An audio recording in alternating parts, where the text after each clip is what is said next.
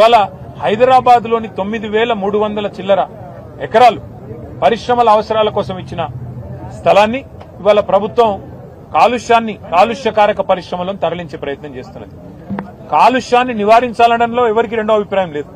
కాలుష్యం ఉండే పరిశ్రమల్ని తప్పకుండా నియంత్రించాలి, నివారించాలి. వాటిని కావాలంటే మీరు గ్రీన్ ఇండస్ట్రీ కింద మార్చండి, ఎవరికి అభ్యంతరం లేదు. ఎందుకంటే ఇక్కడ కార్మికుడికి లాభం, అటు పరిశ్రమకి లాభం అల్టిమేట్ గా ఇచ్చిన మరి ఉద్దేశం అది. కానీ ప్రభుత్వం ఏమంటున్నది, ఈ 9,300 ఎకరాలు అది కూడా ఎంత ధరకి, ఇక్కడ మార్కెట్ ధర 1,00,000-1,50,000 ఉంది గజం, అంటే ఎకరం 50 నుంచి 75 కోట్లు ఉంది.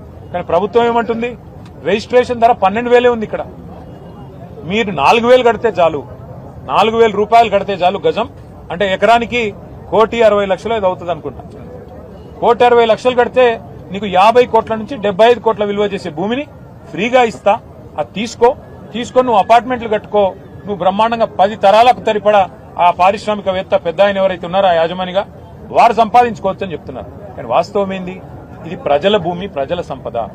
ఈ ప్రజల భూమిని ఆనాడు ప్రభుత్వాలు ప్రజల దగ్గర నుండి సేకరించి, రైతాంగం దగ్గర గాని రెవెన్యూ భూములు గాని సేకరించి పరిశ్రమలకు ఇచ్చిన ఉద్దేశం ఉపాధి కల్పన, సేకరించి ఈ పారిశ్రామికవేత్తలకు కట్టబెట్టిన ఉద్దేశం రాష్ట్ర ఆదాయం పెరగాలని, అంతేగాని ప్రైవేట్ వ్యక్తుల జేబులు నిండాలని కాదు.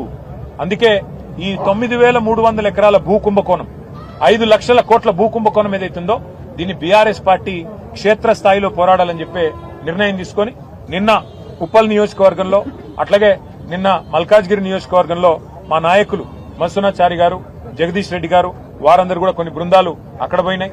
ఇవాళ మేమందరం కూడా, నేను, మా వివేక్ గారు, మా కృష్ణారావు గారు ఎమ్మెల్యే గారు, అట్లాగే పల్లా రాజేశ్వర రెడ్డి గారు, మా సత్యవతి రాథోడ్ గారు, ఎమ్మెల్సీ రాజు గారు, మేమందరం ఇక్కడికి రావడం జరిగింది. మిగతా బృందాలన్నీ కూడా ఇవాళ వివిధ పారిశ్రామిక వాడల్లో పర్యటనకు వెళ్తా ఉన్నాం.